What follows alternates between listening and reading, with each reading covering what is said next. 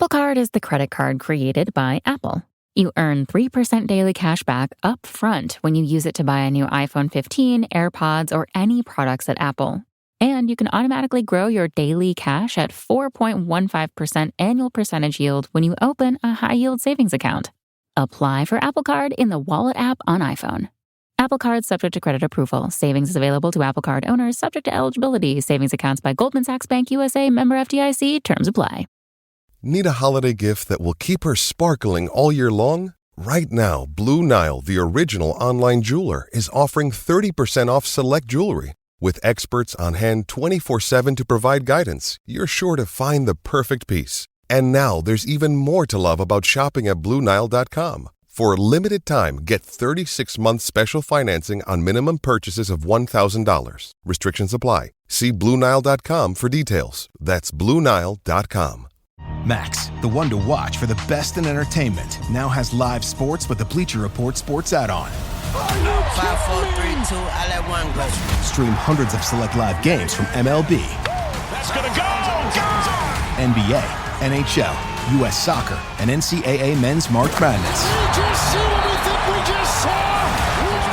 And it's all included for a limited time with any Max subscription. He got him! After the promo period, add it for $9.99 a month. Base subscription required. Serie A Chronicles is a Serie A Chronicles production.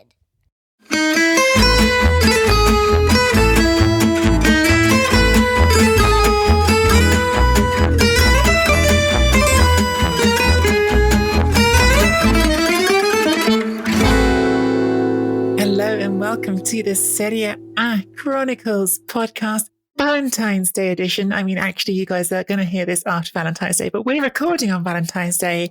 And as you all know, in the Rizuki household, that means it's Chicken Wings Day, Mina.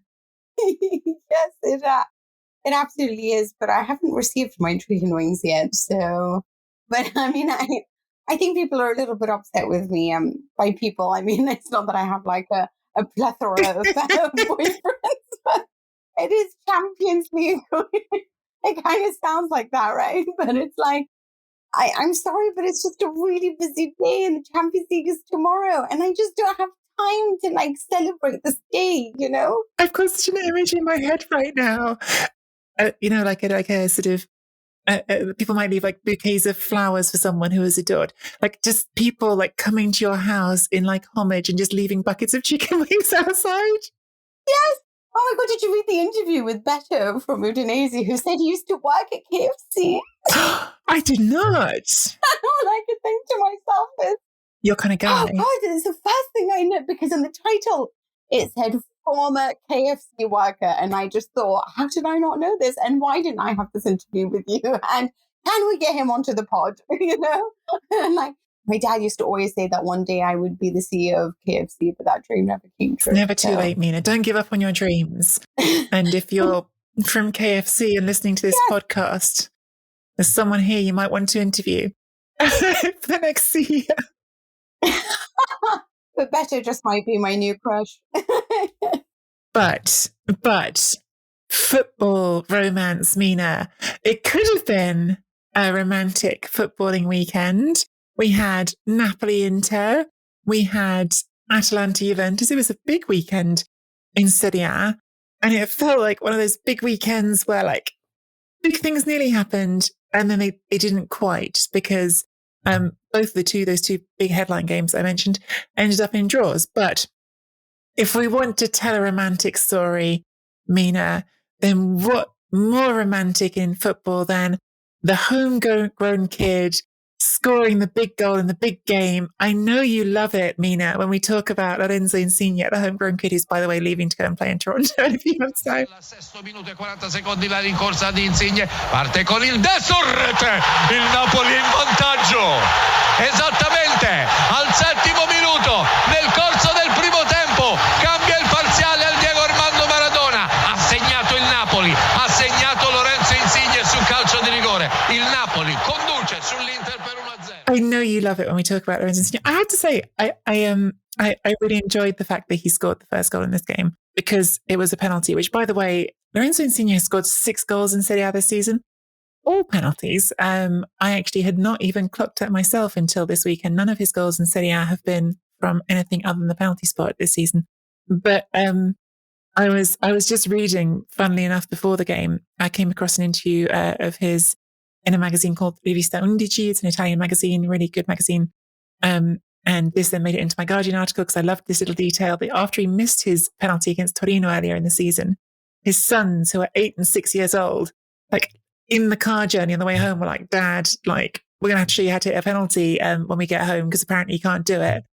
And, and since then, he scored 4 out of 4. It was a good penalty, wasn't it?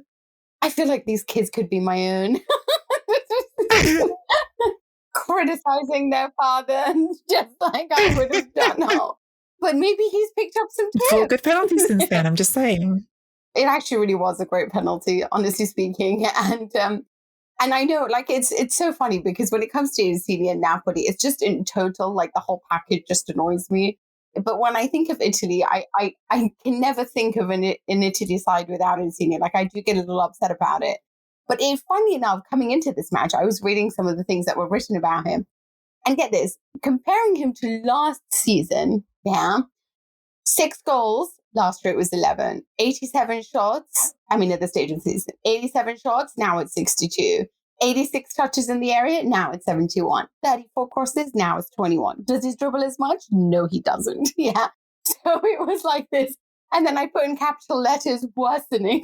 And I just thought, it really does make sense that this would be his last season. But I wonder that what I find so interesting is how Spalletti's Napoli just allows everyone to partake in the action. So it's not that Insigne doesn't give a lot. It's just the fact that everyone is taking part, whereas perhaps there was a bit of a dependence on him under other managers. But I am very proud of him for scoring that penalty because sometimes I feel like he feels a lot of pressure in those moments being the captain. But I'm sorry, there's just so much about Napoli that once again irritated me in this match. And honestly speaking, Inter, I was disappointed that both of them were okay with a point. That is what annoys me the most, but especially Napoli because they are the team that is chasing.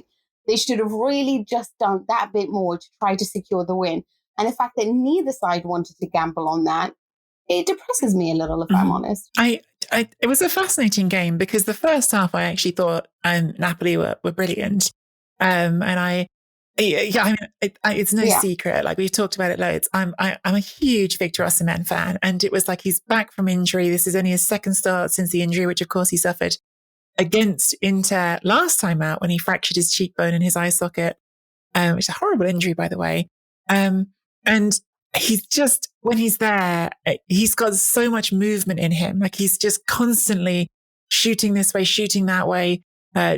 I think Stefan de Vrij, who is a great defender, had an absolute nightmare and of course gave away the penalty, trying to deal with him. And I thought that Napoli played at this great tempo in the first half and they scored that penalty after 7 minutes. And you thought it could easily have been more by half time, right? Zielinski hits the post and Osimhen had a good effort into the side netting. And it was a really intense first half from Napoli. And then it was like the goal that Inter scored to equalise, which had a bit of the sort of unfortunate sequence of events about it, right? Because Dzeko gets his first header all wrong and it just deflects back to him off D'Agostino and so he's got the chance to follow up and finish. It just seemed to completely it was like a football that had been punctured. It was like all the air just came out of Napoli and that sort of energy they had. And sure, they probably still had the better chances to win the game. Handanovic did make a couple of quite sharp saves, but it felt like that all of the verve that was in that first half performance just wasn't there anymore in the second. Is that because I wonder, like I've spoken about this before, and do you remember when Gab was actually on the show, and I was saying that what I felt a lot of the time is that Inter have a weapon that I think that comes at a premium sometimes in Serie A teams. They are very physical. And when they impose that physicality and when you mix that in and combine that with the technical quality and tactical intelligence the team has, then they are simply unstoppable. And Napoli was happy to play their game because at the start of the first half, and like you said, for the first 45 minutes, it was their technique that was prevailing over everything. And they just totally suffocated Inter, who were making way more mistakes than usual. obviously Osimhen and the power that he sort of had over De Vrij and managed to extract that area was huge, you know. But it just kind of seemed like they couldn't really dribble. They couldn't come out. There was something wrong. I do think there's a psychological block for Inter as well, because we just haven't been seeing these commanding performances that we know of them. You know, I mean, between the 21st of November till the end of the year, until the beginning, I would say, of 2022, they were winning and they didn't drop a single point. And now I just feel like there's a point where you don't look at them and think to yourself, yeah, this is an especially strong team at the moment. So I don't know if there's some sort of psychological frailty that's coming out there. But then I feel like in second half, it's like Inter remembered who they are. And all of a sudden they're like, okay, we're just not going to let this happen because, you know, we've had our halftime talk and we know who we are. And then we're like, we're going to come out and show who we are. And as soon as it's almost like as soon as you bark at Napoli, they go, okay. And they backed off. And that, oh my God, that is what annoys me.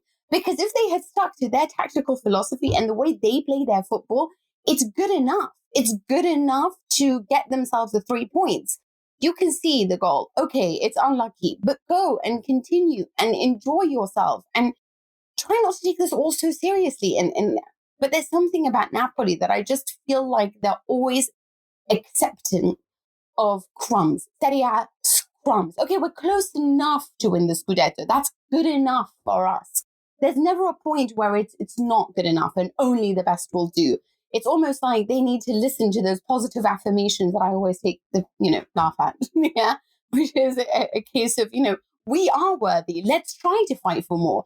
But it's almost like as soon as Inter barked at them, as soon as they were like, hey, stop a second, we're going to take over, Napoli just thought, yeah, okay, go ahead. And that for me is why I don't believe in them. You know, I have a dog, Mina, so the barking analogy is one that I can get behind. Also, because this week, actually just yesterday, I took Ross to meet someone where he might going to be going to stay at their house sometimes. So I have someone else he can stay with when I need to go places. You know, when you see him interacting with new dogs, because this woman has dogs of her own, that like how dogs react to each other and the barking to like assert who's in charge is really interesting, and how they sort of do that. And actually, I think that's it's a better way of describing Napoli, I think, than I've heard anyone for a while, because I agree with you. Like, they are a team that has so much confidence and swagger at times, then someone spooks them and they just lose it all. And that is something that's been really sort of part of their character for a while. And it's funny because I don't think that's Spalletti's character. I think Spalletti is, on the surface at least, quite competitive. No, I agree. And yet, actually, what he said after this game really annoyed me, because he sort of said, well, Inter have more quality than we do. And I thought, did they on the pitch that night? I'm not sure they did. In the squad depth, sure. Like, I think Inter had the deepest squad in Serie A this season. And that's, maybe Juventus are close on that now with the new signings. But I don't agree that Inter's 11 last night was more talented. I think Napoli played better because they were better. I think Zielinski can mix it with anyone. I think Osimhen is one of maybe the best pure talent striker in Serie A. Is right up there. And I agree. You've just got Koulibaly back, who had some sort of slightly sluggish moments, but also made brilliant challenge on Dumfries at one point. You've got so much quality in that team. And it does feel like there's a little step of belief still missing from them. So actually, I agree with that. And it did annoy me a little bit that he said that, because I thought that's not true. You've got a really, really good team here. And the thing is, we say this and there's always another chance, right? Because we said this after Sarri was there. But like with Napoli, you look at them in a season like this and you think, if not now, then when? Because this is as good a season as you're going to have to make that run, right? Like, there isn't someone who's completely in charge of this title race. Your team is really good. Insigne is about to leave, so you've only got him this season. Do it. Like, make that step, and they still could, right? This draw does not take them out of this race at all.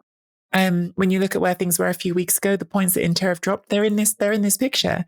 But this was an opportunity. This was an opportunity to really deal a blow in the standings, and I think also psychologically. Because imagine for Inter if they come out of this having lost 2 games in a row against the 2 teams immediately behind them. Exactly. And we talk about Gasperini, and one of the reasons why everyone admires him, and not just in Italy, but worldwide as a coach, is because he's somebody who, when his team's doing well, he presses on the accelerator and keeps going. And he wants to inflict a psychological blow. He wants his team to score 4 or 5 goals. he wants to keep going and he's never satisfied. And he takes lots of defensive risks. But which can be annoying. But with Spalletti, he talks sometimes about the confidence of the teams, but you've just handed them a reason to say, well, we don't have as much quality as Inter, so we should be satisfied with this 1 point. I mean, I was harping on about, do you remember when Allegri was saying, well, we've kept the distance the same between us and Milan? These are not the terminology and the words that you should use when you are trying to get your team to do better. You should learn from those coaches who are constantly demanding more or who speak with a level of confidence. And I feel like with Gattuso, Maurizio Sarri, and perhaps not Ancelotti as much, but who managed to accomplish great things in Europe with Napoli. But it's just this kind of always an excuse. There's always like, well, they are very good, so let's just be happy with and grateful for this 1 point with the crumbs of the smell of a potential Serie A win. That's enough for us. It's like walking outside KFC and smelling the bucket, but without actually going in and getting it, We're not even sponsored by KFC. You should be. Let's call them. And I think that at the end of the day, if you want to change that mentality, you as the coach, it needs to start with you. And I think that they've done well in going to players like Osimhen and Anguissa who have that within them, within their bones, they're always pushing till the very end. But when you are changing your team and introducing muscle because you're so scared that Inter is going to start counterattacking and using their physicality, then there is a part of me that just thinks then you don't actually believe in the Napoli style of football. And if you don't, then change it rather than just playing it when you think you can and then accepting the fact that it's not as good as all the other philosophies. Either you really have courage of conviction to win and die by your play, then there's something wrong there. But to be honest with you, I'm also disappointed with Inter because I think that they could have also tried to elevate their performances. But I can understand why at least a little bit more if they would be happy with the draw because they are at the top of the table. Well, not anymore because Milan's taken over, but they do have a game in hand. Interesting, right? Because they lost to Milan, but I thought that after watching those 90 minutes, I came away with the feeling that, but Inter were better than Milan. They just, things happen in a football match. Giroud turned that game on its head, but Inter were the better team. I came away from this game thinking that Napoli were the better team, which is interesting. Like that, those are different impressions, different games. Of course, it doesn't work like that, right? You don't stack. It doesn't mean because Napoli played better than Inter that they're going to be better than Milan even. But I'm only now really ruminating on that thought that actually that was the feeling that I had after these games. I wanted to challenge you on something, Mina, which I know you were saying on Twitter, talking about Simone Inzaghi and your conviction still that this is better manager, better direction than under Antonio Conte. And I'm being a bit deliberately provocative here, but let me finish. Okay. Was this not the whole promise of Antonio Conte that he delivered on? Was no more Pazza Inter. This is going to be regular boring Inter, and regular boring Inter got in front and they stayed in front, and that was that.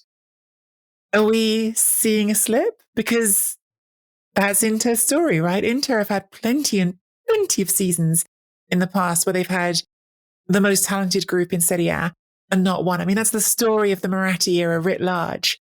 Are we losing that Conte normality on this Simone Inzaghi journey? You see, here's where I have issue when we compare things and contrast them. I think it's easier sometimes for us to talk about sort of Juve and Napoli because for 3 seasons it was Juve and Napoli. Yeah. I think that it was, it's very difficult when people say to me, Antonio Conte stripped Juventus of their glory and, took 9 years away from them and won it. And in my head, I'm like, Milan could have done it to Juve and Atalanta could have done it to Juve because they finished 4th. Yeah. So it's not Conte that did that. It's them doing it to themselves. Why I have an issue with comparing these two is because firstly, Napoli is something to be looked at this season. They weren't a contender last year. This year, I do think that they don't have the squad of what they had last year. They might, on the other hand, they also benefit from being winners. So there is a psychological edge that they have.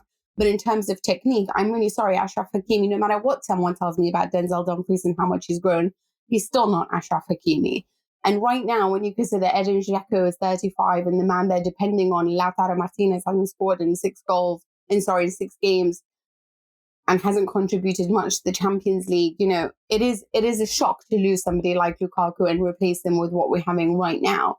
I think the overall game has improved. I think this is the team that's still in the running for 3 more trophies. They've already lifted one.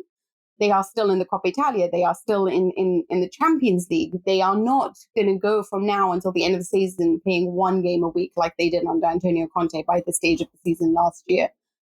So it's difficult to judge. I don't know. And if they don't manage to produce these concrete performances week in, week out, I can say to you, it's much harder to do it when you're doing it, every 3 days.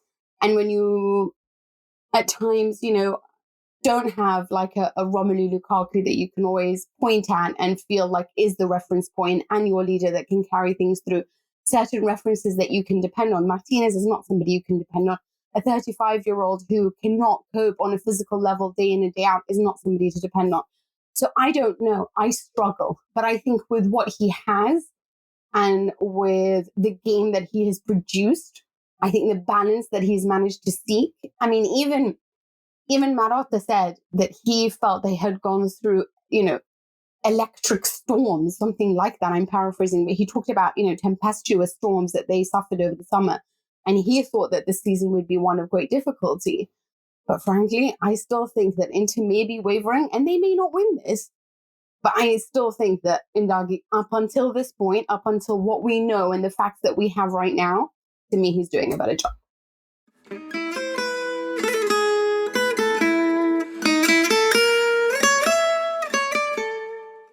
This podcast is sponsored by BetterHelp Online Therapy.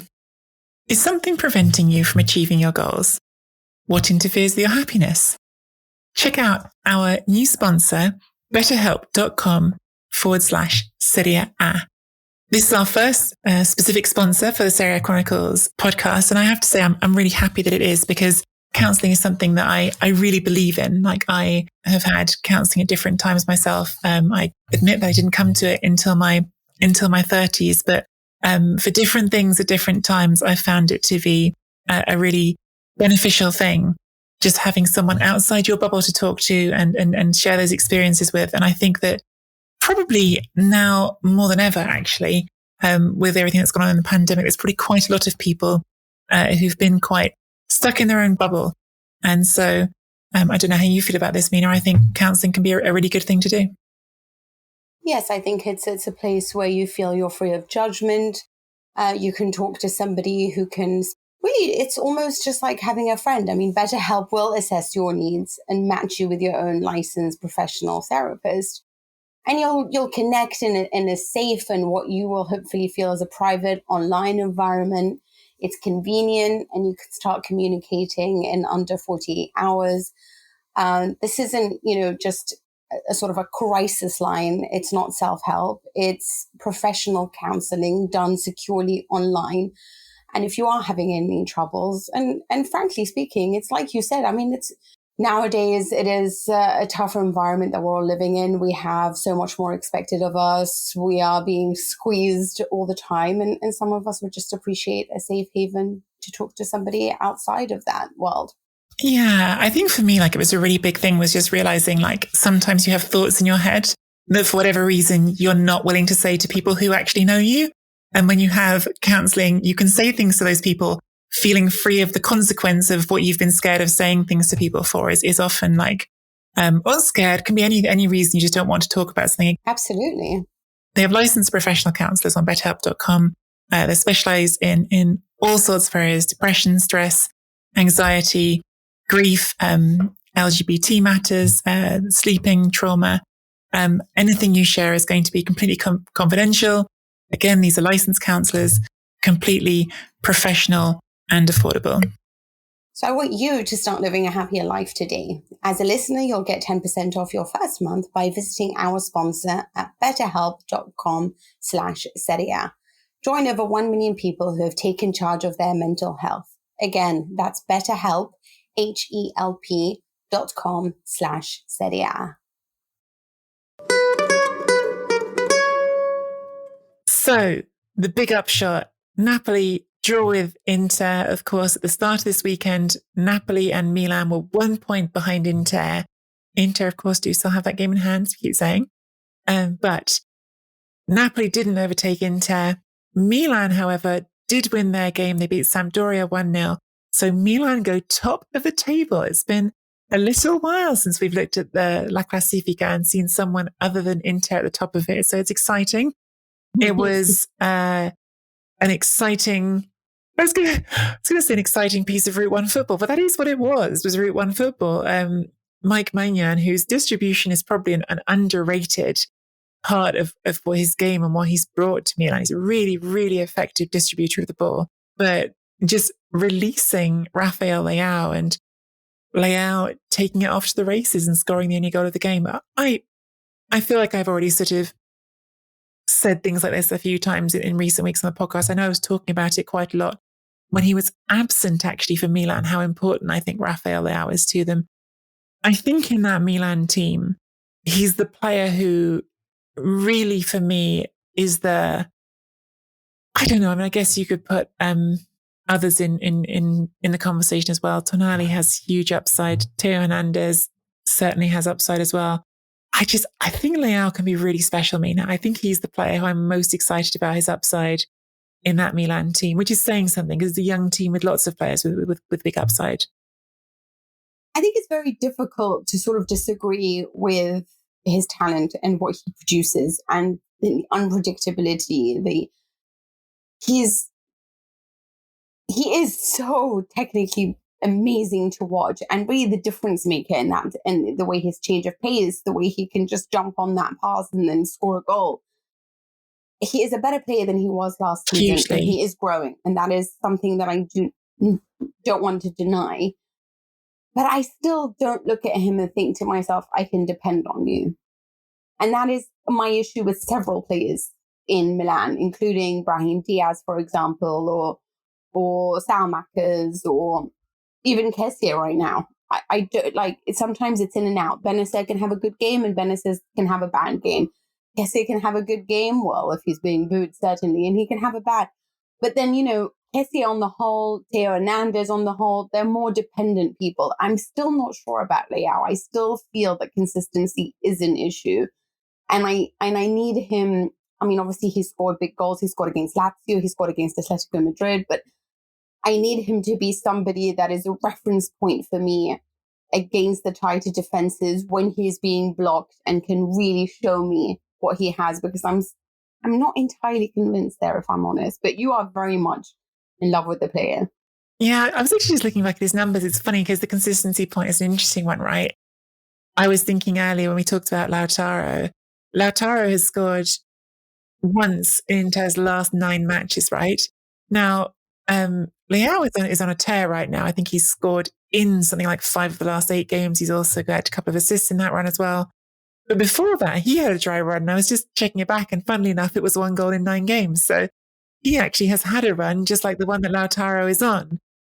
He came out of it again, so maybe Lautaro will as well.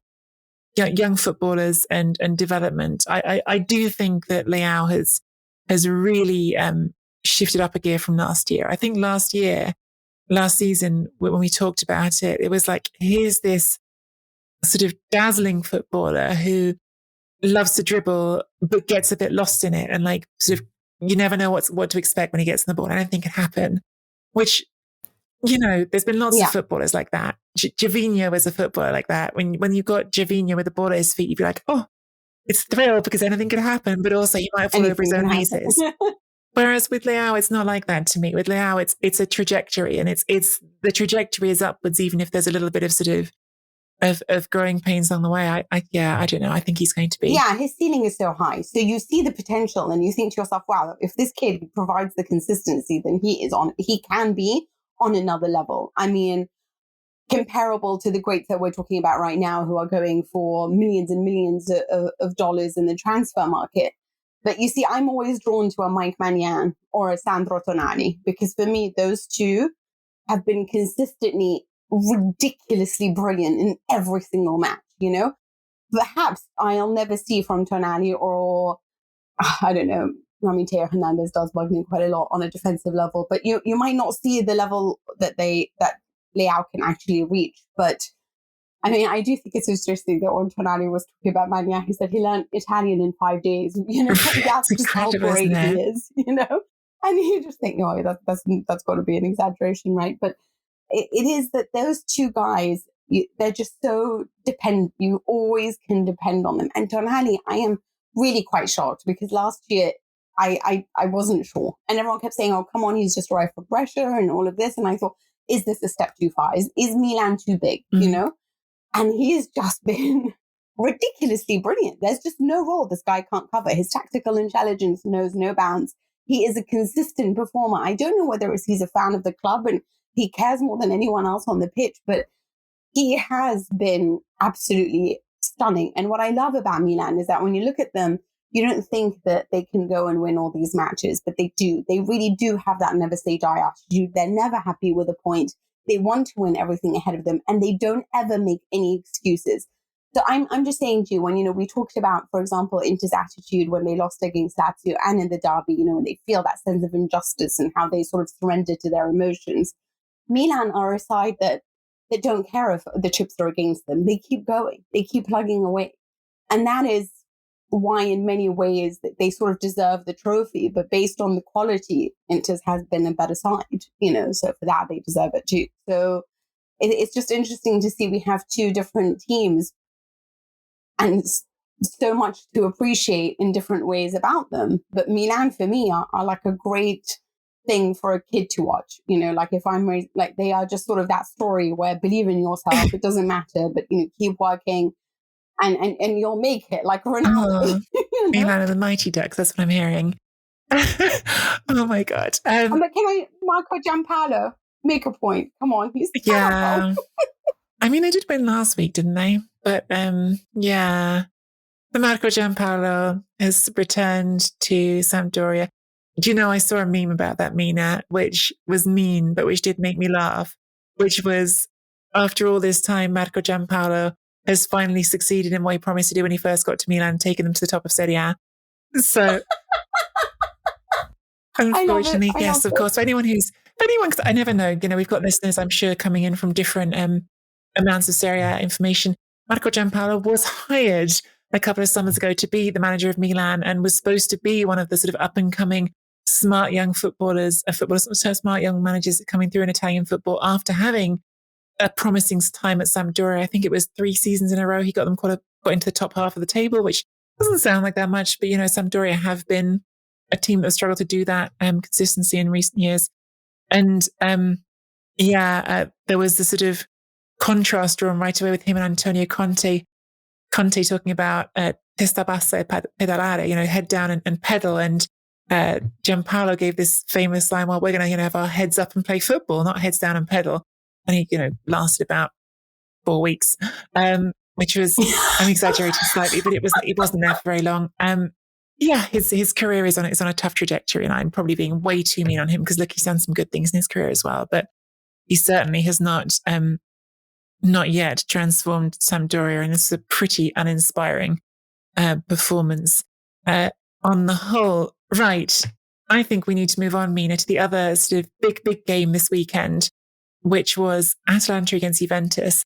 I have to be honest with you, Mina, having seen that Napoli draw with Inter on Saturday, I came into this game a little bit for the first time in a while thinking, God, since Vlahovic's shown up, Juventus have pummeled 2 opponents in a row, counting the Coppa Italia midweek. If they go and beat Atalanta, are we pushing Juventus back in the title race? It didn't quite work out like that, though, did it? No, I don't think it's just you that thought that. I mean, there were lots of talks on talk shows, on Italian podcasts, all about, you know, can Juventus start dreaming again? I don't know what that says about the state of Napoli, Inter, and Milan, that a team that is behind them all can get back into the equation simply by purchasing one player. Well, I mean, I don't think they were all thinking, you know, Zachary is going to be the guy, but you know what I mean. But frankly speaking, and you know how I feel, I really did come into this game with very high hopes. I love Atalanta, but I do think that they've lost a little something this year. And I think that they've come into this match without Duvan Zapata. So for me, that was already like a huge blow. It was going to be tough for them. And also at home, they'd only managed 3 wins. In this entire season in Serie A, they've only managed 3 home wins. They are a team that's much better on the road. So yes, as a Juventus fan, purely as a Juventus fan, I had very, very high hopes. And Juventus was splendid in the first 20 minutes. Absolutely wonderful to watch. You know, all the motivation, all the desire to break through. Atalanta looked a little bit like, what's going on here, you know? But that was it. It was 20 minutes. And after that, it was almost like Atalanta said to themselves, wait, we can take this team on. Let's try. Let's calm things down. Let's take it, you know, let's win our duels. Let's go back to being Atalanta. Settled in. And frankly speaking, I was more disturbed than ever by Max Allegri's choices, but I was astounded at the fact that he didn't make the right adjustments, that he took so long to make any, and that when he did, he chose to introduce more attacking players rather than actually address the problem that Juventus had, which is that they couldn't contain and they had no control. And this has been an issue for Juventus all season, but there are points where you felt like they had a little bit more control. And then you're sitting there saying, oh, well, there's lots of technical errors. Yes, there are, because you're asking the players to do a lot against, you know, and players who are much better off the ball than they are on it. So why? It's almost like you're conspiring to make this as hard as possible for Juventus.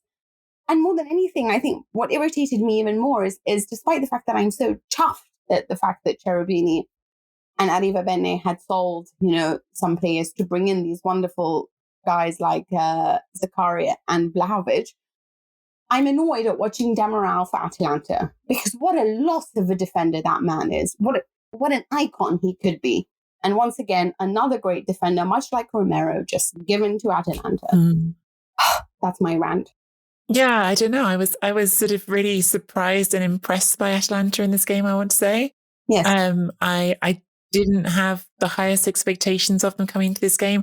And it's funny because, you know, actually Atalanta, I believe, had exactly the same number of points in the standings at this point of the season that they had last season. But really? We've talked about it a little bit in recent weeks. They haven't felt as convincing. It's felt like, as I sort of said at the beginning of the season, and maybe that's part of why it's felt like that, because I came in with that expectation, like just like that ability to defy gravity that can't last forever. Maybe too many pieces were not quite there. Too many players had left. Zapata's been injured. But classic Gasparini keeps coming up with solutions. And the one that really caught my eye actually in this game before the goal, which we'll get to, but was Koopmeiners, who's another 23-year-old playing behind the attack, which isn't even the position which he's played in the most, and really, you know, just performing really well in that position. You think, how does he keep coming up with these discoveries and these adjustments and these young players and making it work in his system? And I come back to who he is as a manager and the way he empowers players. I think it's exciting. And that's, of course, I think what you were saying with Pioli as well. Like, what you like about him as a manager is how he empowers these young players to go and do things. I also was encouraged and excited by the early sort of first version of Jeremy Boga. I thought we saw some of that nice running that we hope to see from him. And I think he's going to be such a good fit there. And I think that's one that we thought at the time was a very neat signing. But I do have to talk about the Malinovskyi goal, because that was, for me, the sort of get out of your seat, takes your breath away moment of the weekend. It was just such a good strike. Qualche volta lo si è visto Malinovskyi! Mancino terrificante di Ruslan Malinovskyi che esce dalla panchina e al 76esimo porta avanti l'Atalanta. Una bomba. È partita una bomba, ma veramente una bomba. It really, like, when the more I looked at it, the more I thought that is, funnily enough, it's Pirlo's shot. It's the maledetta. It's the one which he spent forever trying to work out, which was, I call it Pirlo's shot. Pirlo was obsessed with learning it from Juninho at Lyon, but he wrote about it in his book, like this long period he had of trying to work out how he did it. And it's when and Pirlo's telling you have to hit the ball flat with the front 3 toes underneath, and it causes the ball to travel up through the air without rotating at all. and then it starts to rotate in the air and comes down very sharply. And if you watch how that ball goes, it's that. It doesn't rotate super sharply at the end, but it starts to get that rotation as it dips in. Really incredible piece of technique, especially because this was actually not from a stationary ball. This was from a moving one. And at the point when that went in, Mina, I thought, we're done here. Atalanta are going to win this game. Because as you said, Juventus had started quite brightly, but I thought it was over when that goal went in. You didn't think that Juventus could come back in? No, it was 15 minutes left. I thought Atalanta were playing the better football by that point. It seemed to me like that was done and dusted. 3 points heading Atalanta's way. You know what's so impressive about Gasperini is that despite whoever he loses, he never gives his team an alibi. And that's what is so brilliant. And I think that in this game, he's the one who read the game much better than Allegri did. And that is the superpower of Italian managers. You know, when people say, why should we hire an Italian manager over anyone else? It is because of that ability to make the right adjustments, to read the game tactically and change what you're supposed to. And Luis Muriel, God love him, he's such a brilliant forward and has been for Atalanta. But for some reason, he is still the better choice off the bench rather than to start a match. And bringing in Malinovskyi took away a reference point. He is that guy capable of those moments, you know, like capable of a Quagliarella moment, you know, where did that just, oh my God, that kind of really sensational beauty. And you're right, because it did come very late in the game. So you think to yourself, right, it's done and dusted because, you know, these guys have been plugging away. Vlahovic, Dybala, Morata, but not getting it right. And, you know, it is one goal from Atalanta. And then Hatterball came up, hit the crossbar. And I thought, this is going to be 2-0. Like, this is going to be like... And it's remarkable when you consider just how much, like, increased sort of motivations and happiness there was from Juventus, and for it to just all be taken away so quickly from them. Because once again, I do look at this and think, how can you look at that game and think to yourself, oh, what's really missing is Cuadrado and Moise Kean? Like, are you being serious to me? You needed to add more attackers and not control. Like, the team was floundering because everyone was covering so much space. And, you know, there was a time when Mandzukic was having to play left back practically for Juventus as a centre forward. And so by the time he would get back into his position as a goal scorer, he'd be too tired to be precise. So when someone wonders why Juventus's front three was so imprecise, it is because there was no control in midfield. And that wasn't addressed at any point, which really upsets me when you think about Max Allegri and what is his superpower. And then he just starts throwing on bodies. And what's so interesting is the equalizer comes from a centre back, you know, in Danilo. I mean, they really did throw the kitchen sink, hoping something was going to work out. But I felt for Atalanta. I did feel for them because I thought that they were just brilliant, you know, and they had made the most of what they had. They had settled into the game. They read it perfectly. The substitutions were correct. And another thing is, I want to talk to you about whether or not, you know, you thought that, I mean, they were so angry after the game. They thought De Ligt had a handball there, like, you know, that it touched his arm and there should have been a penalty. They were upset about Szczesny coming out of his area. What do you think about all of that? Yeah, I we never usually discuss these types of decisions, but it's just like there was so much. I wasn't sure on that call. I think there's a certain amount of frustration that's understandable for players who felt like they had a big win under their belts and had it taken away, and emotions that bubble up a bit in those moments. I mean, just to sort of quickly provide the context for the league table, because we talked about the top, Juventus came into this game 2 points ahead of Atalanta, but Atalanta have a game in hand. So for Juventus, it was a chance to sort of give themselves a real hold on fourth place rather than this sort of out of their control one. For Atalanta, it was a chance to leapfrog Juventus and still have the game in hand, and they very nearly did it. I actually thought De Ligt had a really good game, by the way. I thought he was one of the Juventus players who I came out of it thinking, you know what, people don't seem to talk about these games with De Ligt. They talk about the handballs and the moments he gets wrong, but actually I thought he was really good in this game and probably Juventus' best defender, and that bears saying. I do think it's predictable but important, nevertheless, Mina, that we have a quick what do we think about Dusan Vlahovic, because we are still talking about the third most expensive signing ever, I believe, in Europe's European leagues, by the way, in a January transfer window. I thought he was really sort of game changing in his first two games, obviously in the league against Verona, the cup against Sassuolo. Didn't manage to leave his mark on this game. Did you think he was still looking good? Because this was definitely the toughest game he's played so far, or what did you think? Yeah, I think that there was obviously a moment where Dybala chose to strike the ball because it was in the Dybala zone. So I sort of understand that. When he could have squared it and made life easier for Vlahovic to get a goal. There was a moment where, yet again, Juventus sort of struggled with the quick pass and Morata held on it for too long. So I don't think he was helped necessarily by his supporting members. Again, I have issues with the midfield and the lack of control there. So he was being tasked with doing so much. But I think, honestly speaking, this is why I think it's important to mention Demiral's performance. I think that he was quite physically dominated by a player who knew exactly how to handle him.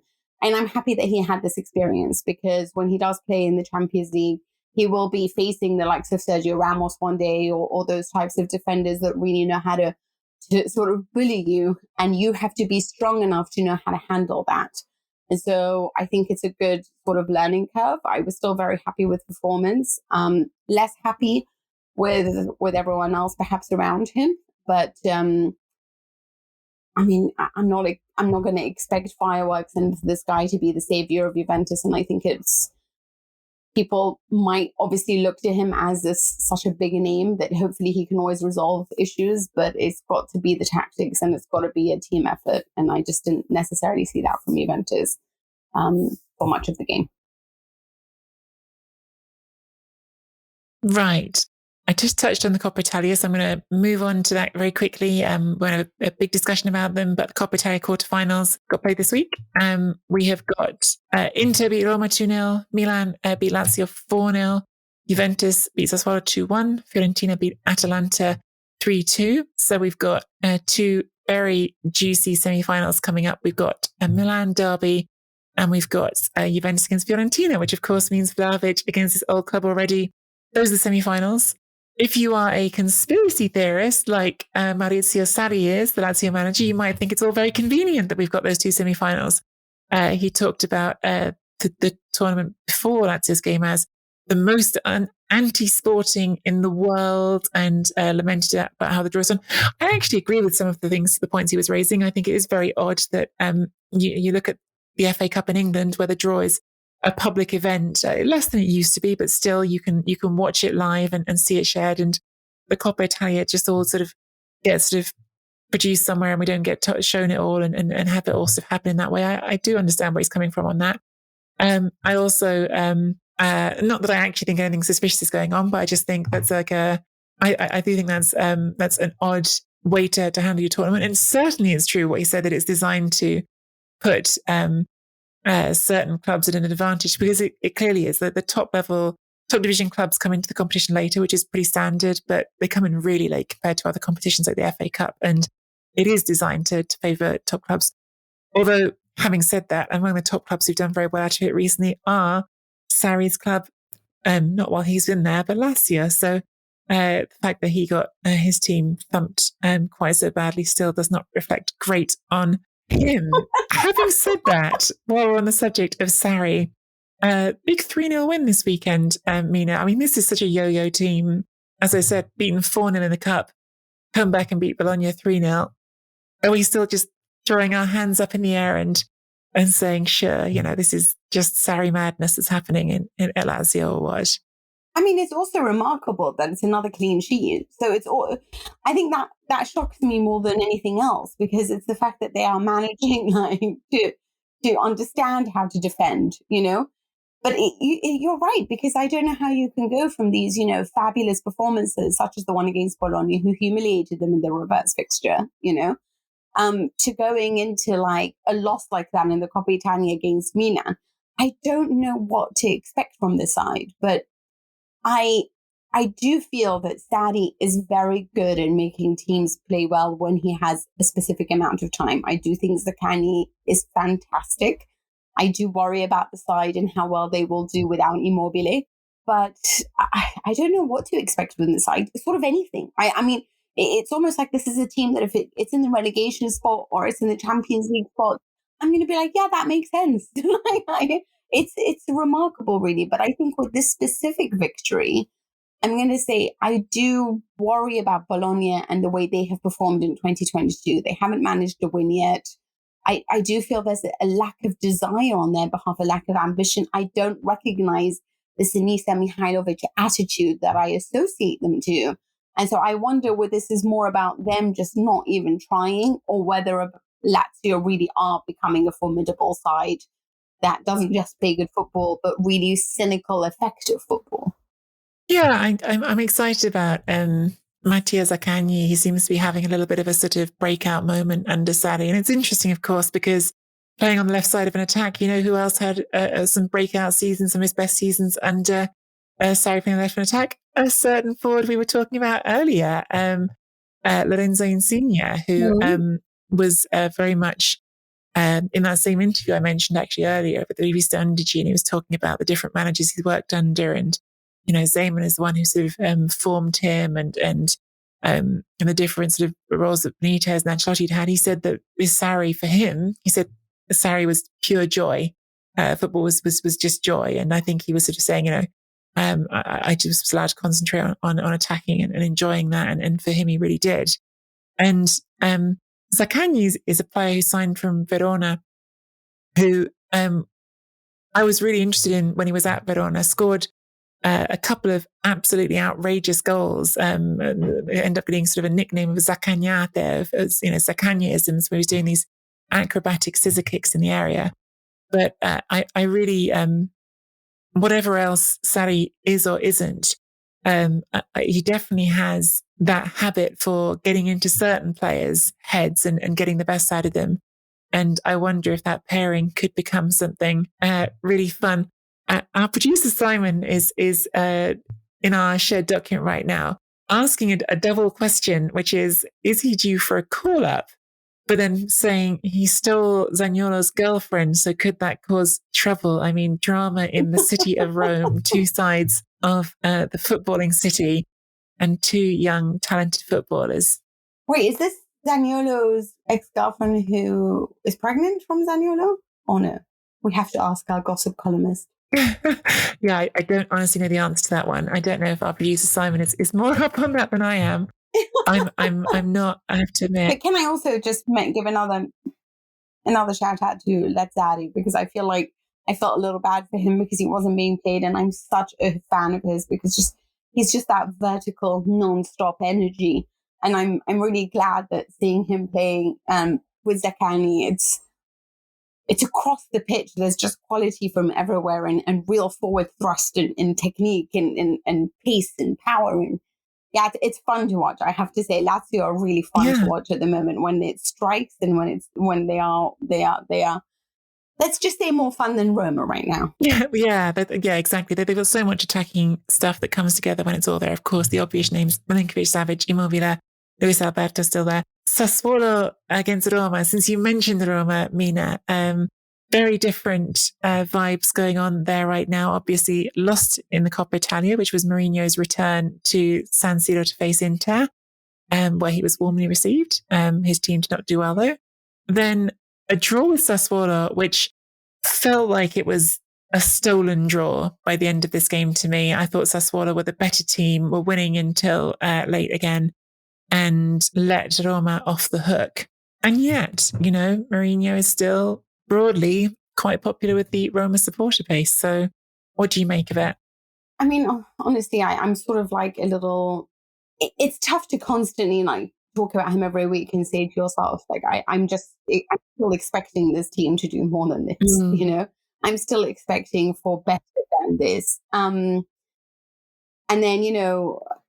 Look, this nearly was the 12th loss of the season. And I'm not entirely sure whether it's simply because he knows how to, I guess, say, I mean, look at them, like, look at the players that I have. Like, what are you expecting? I don't know whether he just has a way of addressing the spectator, you know, the fan. But my worry is how many of these good players that I like are going to be sold to keep bringing in, like, I get it, you know, Oliveira is a good midfielder, but I'm scared about, like, I don't think some of these people that he's chasing on the market are necessarily better than what they had, or it's just easier for him because he doesn't have to develop them as much. I really don't know. But it worries me when you've given away the likes of Milan and there's talk of Ibanez going and all of this. And I'm not seeing the people that are coming in either older. Xhaka, really, that's the guy that you want more than anything for your midfield. It worries me. But again, he's somebody who speaks to power. He's the one who's saying we're not a big club. And this is what, Roma want. They like the siege mentality. So I wonder if this is why the fans are on board, because they feel like they've been hard done by, because they feel like, the way that the refereeing mistakes have gone, it's not been to their favor. And this is somebody who's talking out about it, even though he was somebody who was the coach of Manchester United, the coach of Chelsea, the coach of like capitalism in every single way, Real Madrid, Inter, really like putting his foot on the neck of these small clubs. But now, of course, he understands what it's like on the other side. And frankly speaking, they might win or they might lose, but I cannot see their football right now and think to myself, yeah, this is a team I'm definitely scared of. I look at this team as for me, if I'm Inter, an easy win right now. Yeah, there's a real step in quality, isn't there, between those teams? I think there's 5 teams in Serie A this season who are now clearly stood apart from the rest, which is the ones we've talked about first off the bat. It's Inter, Napoli, Milan, Atalanta and Juventus. Those are the 5 teams who are competing for 4th place in the Champions League. Then you have Lazio, who are just all over the place. Like, who knows what to expect? 3-0 win, 4-0 loss, could be anything. But when they're good, they're quite exciting. When they're good, they're really like, oh, yeah, okay, this is fun. Roma, I don't even know. To me, they're on a similar level overall to Lazio, and they're sort of a bit more reliable, but they don't have the excitement, I guess, that Lazio do when it all comes together quite right. I just feel like it is really boring talking every week about Mourinho, and I wish we weren't doing it in lots of ways. And maybe we should make it a more deliberate effort to broaden the conversation beyond that. We could talk about Cristante, of course, who saved the day again. Talk about Tammy Abraham, who really is scoring very consistently. But it's just hard not to, when you see this game and the sort of scrabble to get a draw, which they barely merited, it's hard not to think back to the first time they faced Sassuolo this season, which was, of course, Mourinho's 1000th game, and him doing that charge down the sideline and it feeling like good Mourinho. And I just feel like I haven't felt the good Mourinho vibes there in some time now. But who knows? Things can always change. I think that's the main talking points we wanted to hit from Serie A this weekend. We do have a Champions League and Europa League round coming up in midweek. Some really, really interesting games this week. We've got Inter against Liverpool is the big one. Barcelona against Napoli, though, I think in the Europa League is also very exciting. And then Atalanta playing Olympiacos and Porto Lazio as well. Porto Lazio could be a really good game if we get fun Lazio. Yeah, it could be really, really good. So, yeah. I'm so excited. Some really fun ties coming up this week. Obviously, by the time people listen to this, we'll already be getting quite close to the first of those. Just really quick thoughts, Mina. How do you see these all shaking out for the Italian clubs? Well, badly? Well, considering Barcelona's performance against Espanyol, I definitely think Napoli have what it takes. I just hope that the name Barcelona doesn't intimidate them and that they're not happy with just a win, but a crushing win would be perfect. And they're capable of it. So I really hope they show Barcelona that they can and have that. They have the better feet. They have the better right now. That capability of fluidity of play that right now Barcelona are trying to recover. So I hope that they do that. Into Liverpool, I'll be honest with you, I was a lot more positive about this when the draw was initially made. I thought, maybe something could happen in this. Maybe Inter could bring a surprise. I'm now almost defeatist in my attitude and think Liverpool have just won their last 6 matches. They're winning when they're playing badly. So I'm scared. Yeah. Atalanta and Lazio, I do have high hopes for. Yeah, I'm the same as you, unfortunately, this Inter-Liverpool game. I always say it, Champions League is about form and hitting it at the right time. I think Inter are finding some of their worst form at the wrong time. Liverpool clearly are in quite strong form.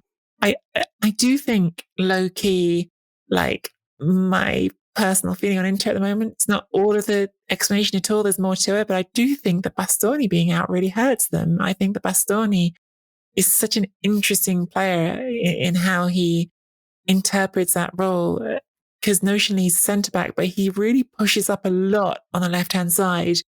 And together with Perisic, that's a really important axis for Inter sometimes. And he is, I've seen some reports saying he could be back for this Liverpool game. I'm worried about him being rushed in too quickly. But of course, either way, Barella is also going to be missing from suspension, which is a big blow. Same as you, I think Napoli need to set themselves high expectations for that Barcelona game because they're good enough. And I think all of the Europa League ties, actually, I'm quite fascinated in. Of course, those games are all in midweek. We record our main podcast every week on Mondays. But if you want to hear some thoughts from Mina and I on those Champions League games after they've happened, Patreon subscribers will get some little voice notes from us, I think, this week. So yeah, hopefully those of you who are Patreon subscribers look forward to that.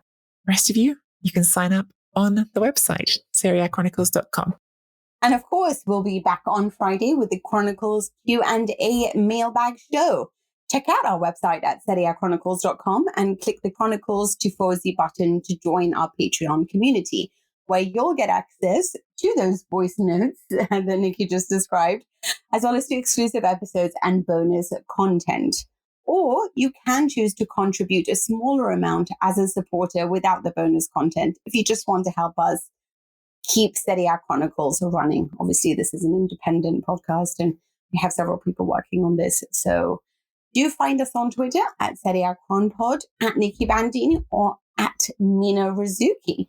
Subscribe to the Serie A Chronicles YouTube channel for clips of the show. Most of the time I'm applying my lipstick while Nicky's navigating her technology. I feel like I'm always drinking tea. I'm constantly drinking tea. That's what I do on the videos, just always having a slug of tea, which, to be fair, is my life. So that's fair enough. Oh, Nicky, you're literally the quintessential English. I'm way too English sometimes, aren't I? I really despise you, so I am not the person to come to. Do catch clips of the show and leave us a rating and a review on Apple Podcasts. I've been having a lot of fun reading some of the ones that are already there. Or not only on Apple, wherever you get your podcasts, please do, and only do so if they are positive. I don't want to hear from you if you're a troll. But you know, if you're a troll and you've listened this far, thanks for sticking with it. Yeah, that is true, actually, Lenny. You are a highly motivated troll. I like that about you. So thank you. We'll be back on Friday. And of course, the main show next Tuesday. Forza Calcio. Let's hope they do an amazing job midweek. We'll see you then. Ciao.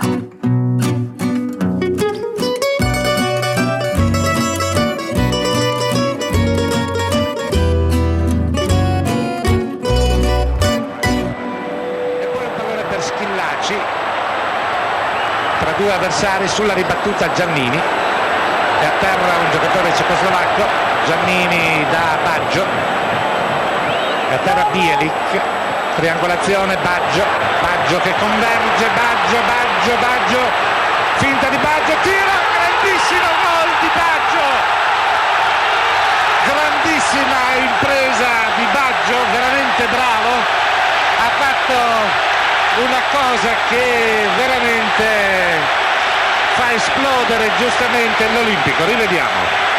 Fa partire lui l'azione cercando Giannini, gli ridà la palla a Giannini, salta il primo avversario e va verso il centro. Vedete come tiene la palla attaccata al piede, finta anche il secondo, aspetta il tiro e rimette la palla, fa sedere il portiere sul palo opposto a quello dove si è buttato il portiere. Fantastico, è un pezzo da antologia calcistica. Vedete la finta sull'ultimo difensore e poi la battuta in controtempo sull'accenno di uscita del portiere, una prodezza eccellente. Rivediamo ancora immagini che si commentano da sole. Sports Social Podcast Network. Judy was boring. Hello. Then Judy discovered ChumbaCasino.com. It's my little escape. Now Judy's the life of the party. Oh, baby, mama's bringing home the bacon. Whoa, take it easy, Judy. The Chumba life is for everybody. So go to ChumbaCasino.com and play over 100 casino-style games. Join today and play for free for your chance to redeem some serious prizes. ChumbaCasino.com. No purchase necessary. Void where prohibited by law. 18 plus terms and conditions apply. See website for details.